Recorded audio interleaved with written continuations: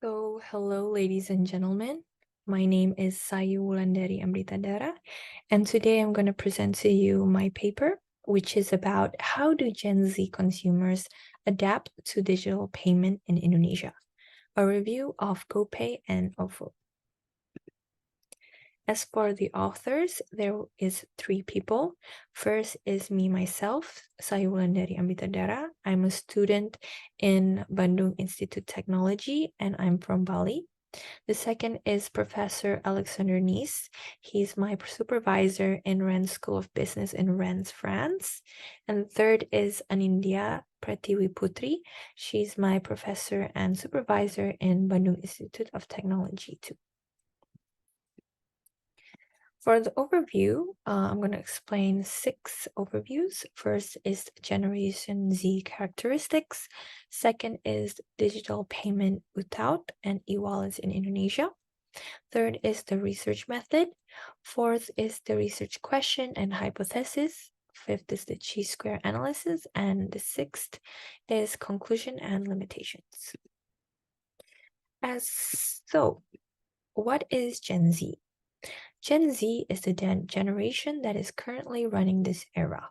They have shaped significant advancements in technology, and as a result, different attributes and attitudes towards the usage of payment preferences. Traditional payment methods such as credit cards and cash are less popular among Gen Z. Instead, it is preferred to be using mobile payments apps and digital wallets. They prioritize trouble-freeness, speed, and convenience when making a purchase and other simple payment methods involving this advanced technology. They prioritize security in selecting payment options to avoid risky scams or fraud. In addition, they are very social responsibility. They are more likely to choose payment methods that align with their values, such as eco-friendly products or socially responsible payment methods.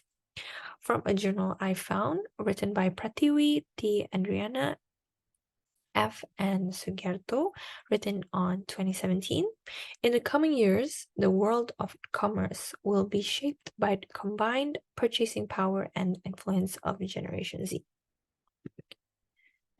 Next, I'll explain the digital payments UTAU. What is UTAU? It is a theory of acceptance and use of technology. It was developed by Venkatesh et al. On 2003.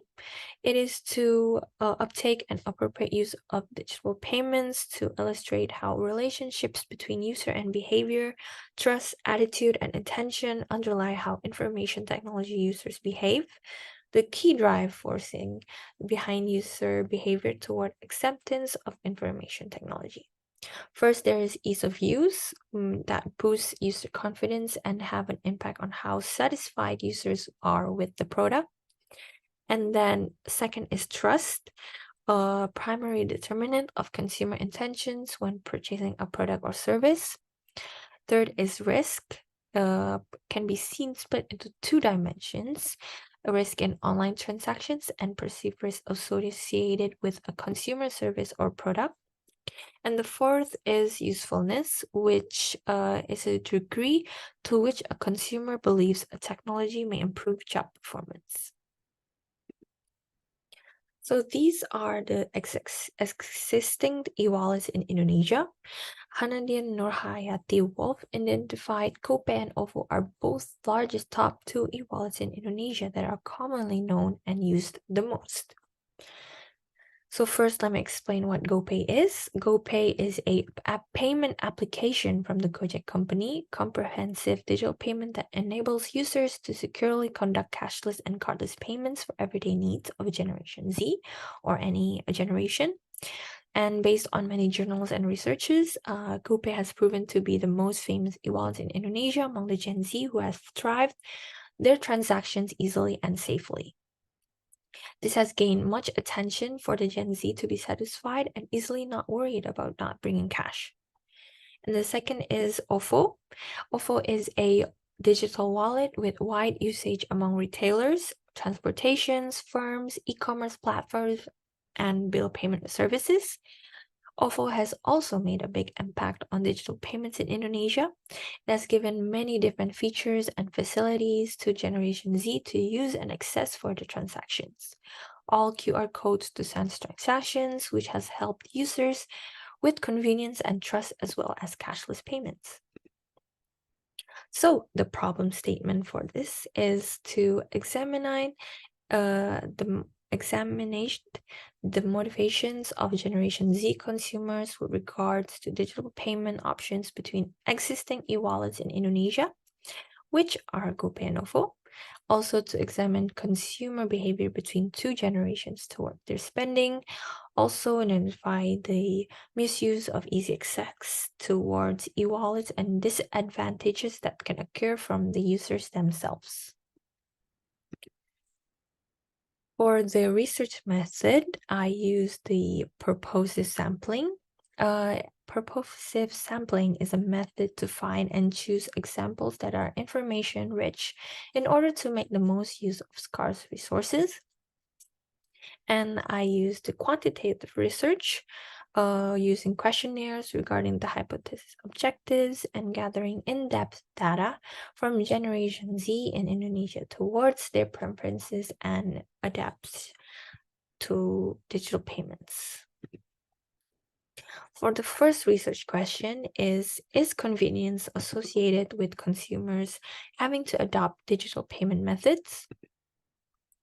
As for the hypothesis and chi-square analysis, given the convenience of digital payments leads to consumers' adoption to digital payment methods. After analyzing data of 100 respondents from my questionnaire, I identified the chi-square analysis and got a p-value of 0.06, which means hypothesis and the research question 1 successfully correlated. For research question 2, what control of expense do consumers face in adapting to digital payment in Indonesia? For this, the hypothesis would be consumers' control of expenses is a factor when using digital payments.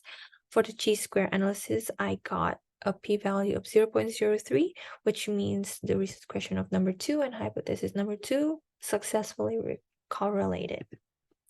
As for research question number 3, consumers' degrees of satisfaction associated with digital payment systems affect their plans to use them in Indonesia, which means the hypothesis is consumers' control of expenses is the factor when using digital payments. As for the chi-square analysis, I got a p-value of 0.02, which means the hypothesis and research question number 3 successfully correlated. So the conclusion of overall hypothesis, research question, does it answer my research questions or not? First hypothesis, the consumers who prefer using digital payments need convenience in their daily transactions, whether to pay the bills, top up money to their wallet accounts, or purchase goods at retailers with just a tap. All these convenience include factors like speed, ease of use, and trustworthiness that Generation Z has adapted and utilized because they fulfill and match their consumer needs.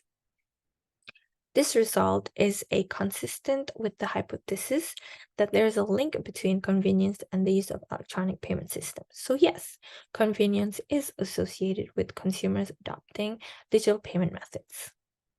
As for the second hypothesis, with the adoption of new features and facilities that digital payment provides, such as the code scanning or inputting data information of the user's card number, this has led to the quickest way to purchase or send payments through digital payments. It can lead to impulsive buys because knowing it just needs a scan of your mobile device is less hassle rather than using cash or card payments and giving change would be very hassle. So yes, control of expenses does face consumers adapting to digital payments. And for the last, third hypothesis is satisfaction is the main drawing factor that customers need, particularly driven by the promotional offers and discount rewards in Indonesia.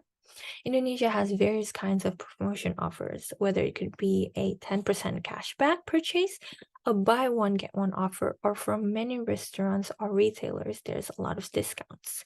This has given the satisfaction of consumers to use digital payments in Indonesia, and it has driven them with satisfaction and needs of the consumer purchase. So yes, consumers' degrees of satisfaction are associated with digital payment systems used in Indonesia. So overall, these findings have contributed to give me a better understanding to the factors that influence the Gen Z attitudes and behavior towards usage of digital payments. As for the limitation, the time frame to conduct this research was too short. It was hard to grasp a lot of Gen Z respondents in Indonesia since it has a large population and 5 hours difference with France and Indonesia, because when I was doing my paper, I was in France and I had to get respondents from Indonesia, so it was a very huge time gap, which was difficult to manage, but it was possible to get 100 respondents. In addition, due to the size of the sample and individualized categorization of sample Gen Z, it is of limited value of our research. So that is all for my presentation. Thank you so much for listening. I hope you guys enjoyed it. Thank you.